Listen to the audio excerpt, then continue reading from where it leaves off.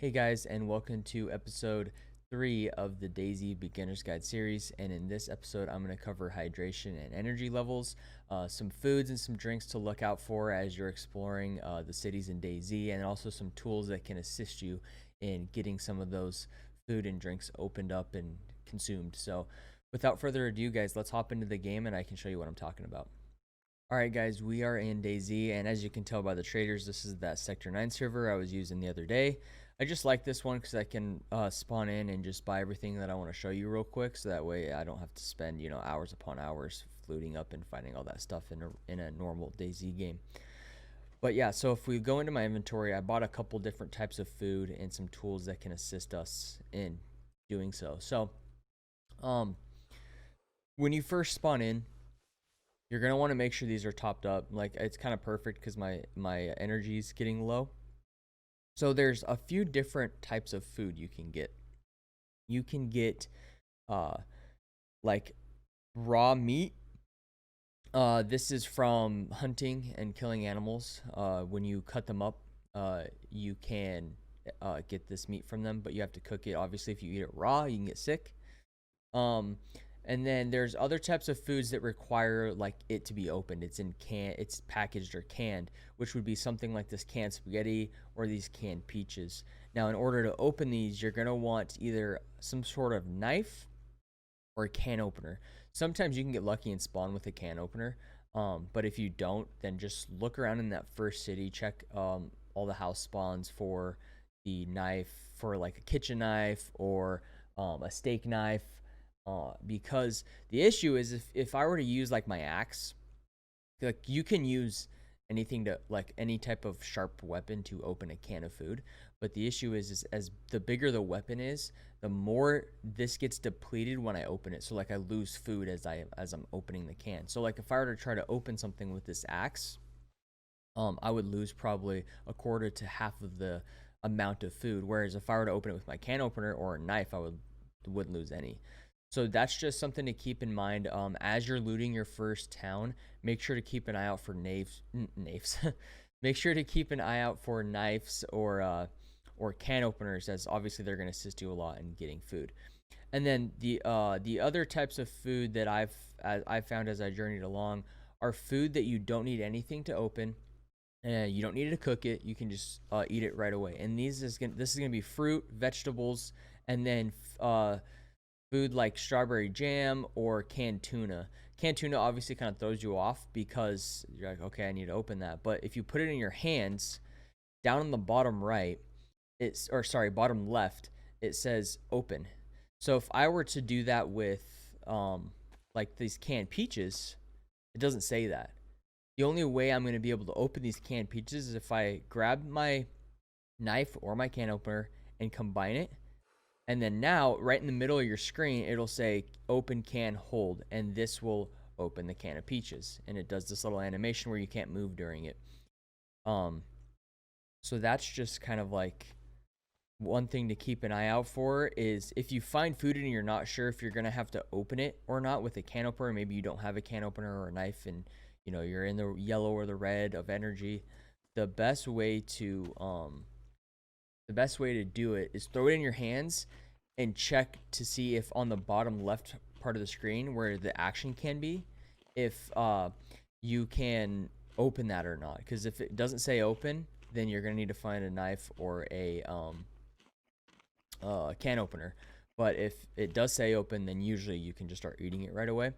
Another thing too, that I just wanted to show. So like this canned tuna, like I just showed you, gives you the option to open it. The strawberry jam, on the other hand, just says eat on the bottom left.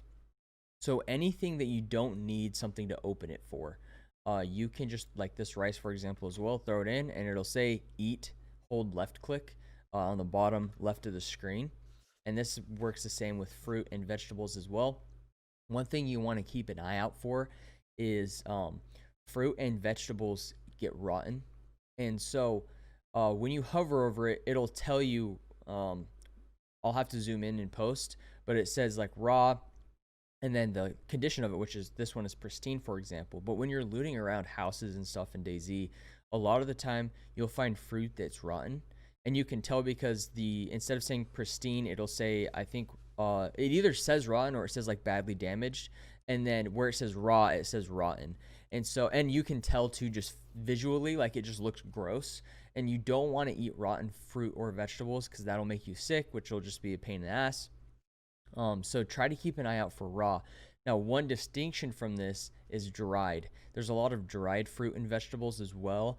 They kind of look the same as rotten food. So the best way to figure out if it's dried or rotten, throw it in your hands or your inventory, hover over it, and where it says raw, it'll say dried. Dried, you're good to eat, doesn't matter. If it's rotten, don't eat it. And then if it's raw, you can eat it with fruit and vegetables. Obviously, with meat, don't eat raw meat. Now, in order to cover meat, we're gonna need to cover fireplaces real quick. They can be complicated. So I'm just gonna do like a quick, brief rundown of how to get a fire going in the game. And then if you guys want like more details on how to create fires and what you can do with them, let me know in the comments below, and I can make another video just about fires. But yeah, let's run into the woods up here real quick. What you're going to want to do is you're going to want to take a knife. So in order to create a fire, you're going to need two things. You're going to need some sort of knife, and you're going to need some sort of hatchet or axe.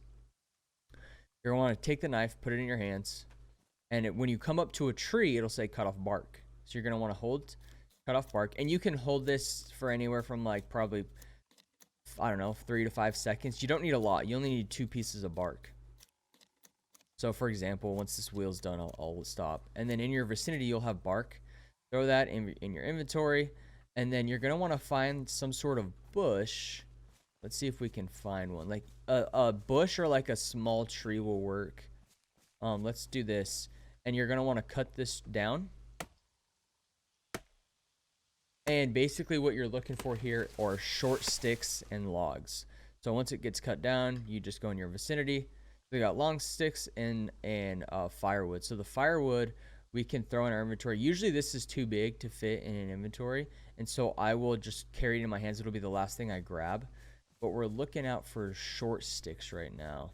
All right, guys, so I have a short stick now, and one way I did it is I was kind of just cutting down some stuff, and I kept getting long sticks. And so what you can do is you can take a long stick and split it in half if you have like an axe, and then you can take some short sticks out of it. I'll run back up here to where I was cutting some stuff down and show you what I'm talking about. All right, guys, so here is a long stick. Now what you're going to want to do is put it in your hands and then take a knife or like an axe or a hatchet, and when you combine them in your inventory, it'll say sharpen, which we're going to want to do that as well. But then if you look, you have to hold left click to do that. If you just press left click, it'll cycle to the next recipe, and this is where you can see split. Now you would just hold here and it'll split the long stick into short stick. So if for some reason maybe you can't find any short sticks and you're getting long sticks, just do that. If you have a knife, it's the easiest way to do it, which you should have a knife if you're getting bark, because you can't get bark with like a hatchet or an axe. You need a knife to get bark. So yeah, let's sharpen this. So we'll just cycle that one and hold it. The reason we're sharpening this is we're going to want to put our meat on this after we get our fire started. So from here, let's just go into the woods here. As it's, just nice little vibe, chilling in the woods and had a fire. So let's pick right here maybe. We'll go right up on top of this hill. Just for the lulz.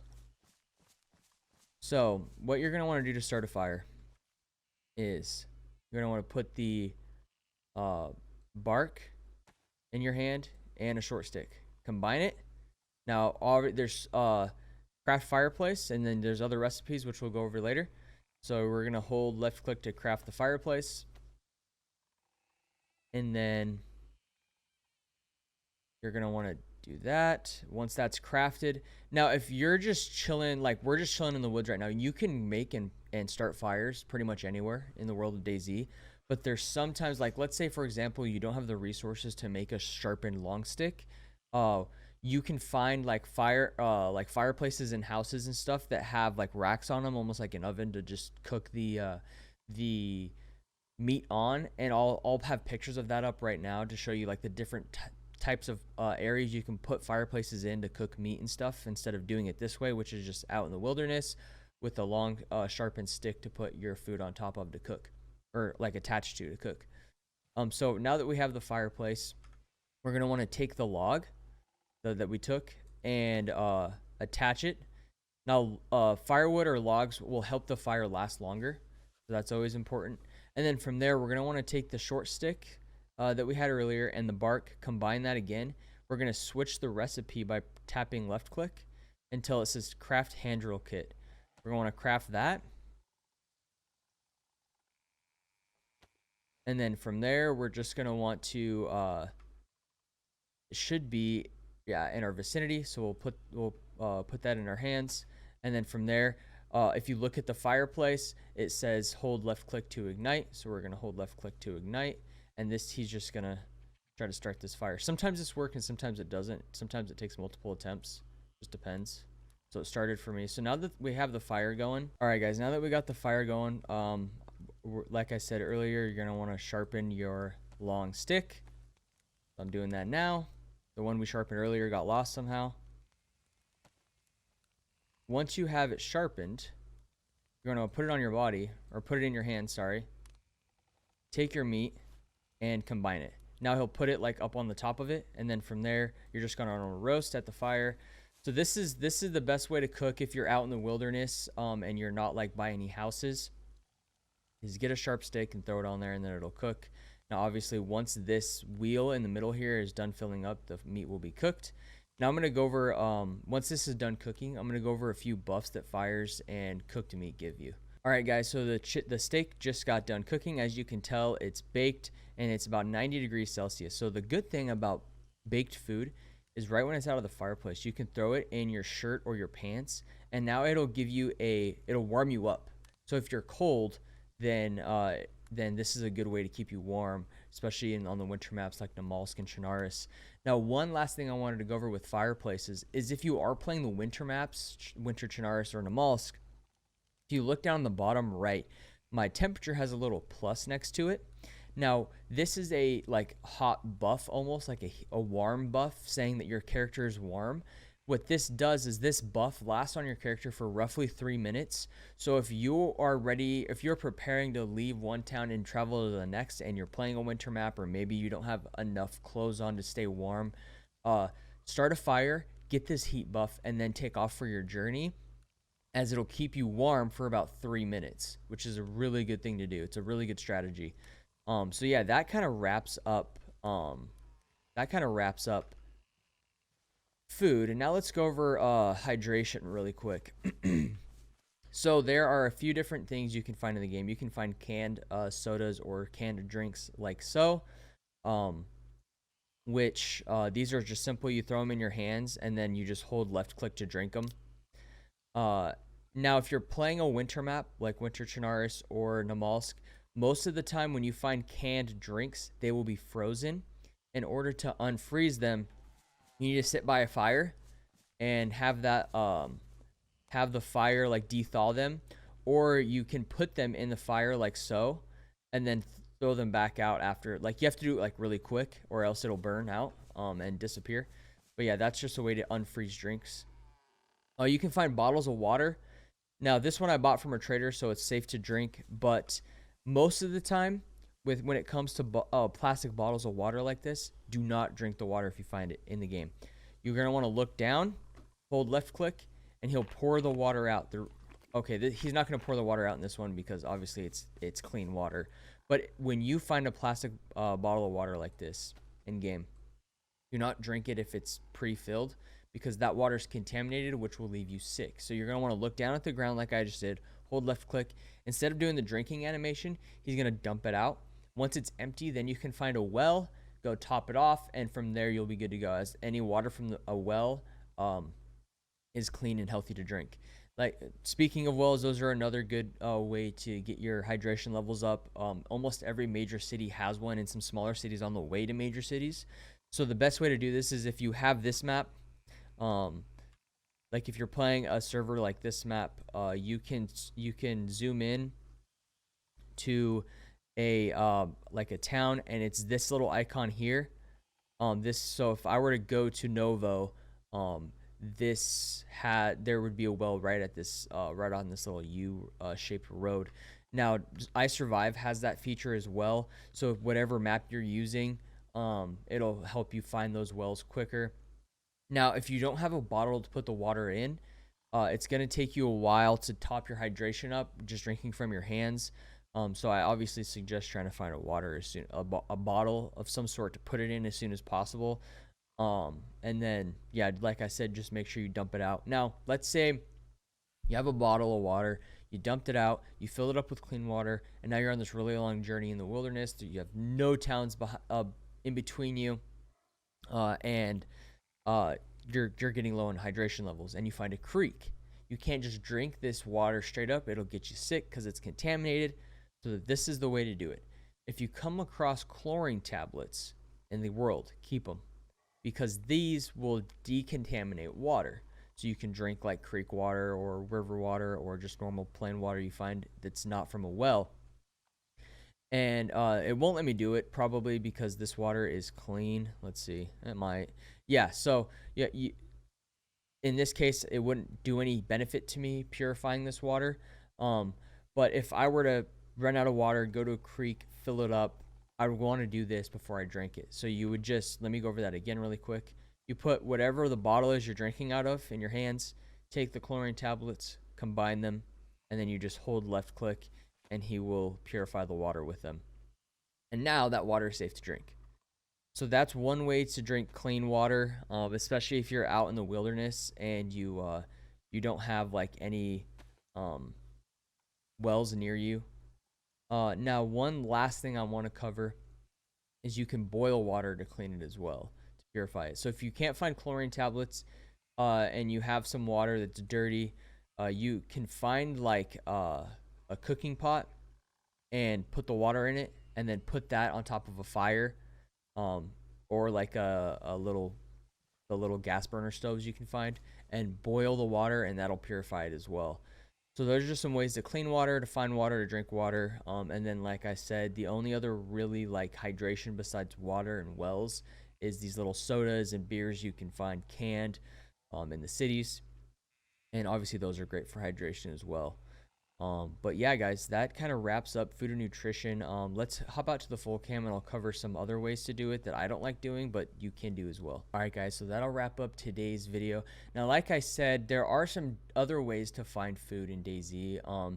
You can fish. So obviously, if you're playing Shinaris, or any of the other maps, you can, you spawn, near a shore.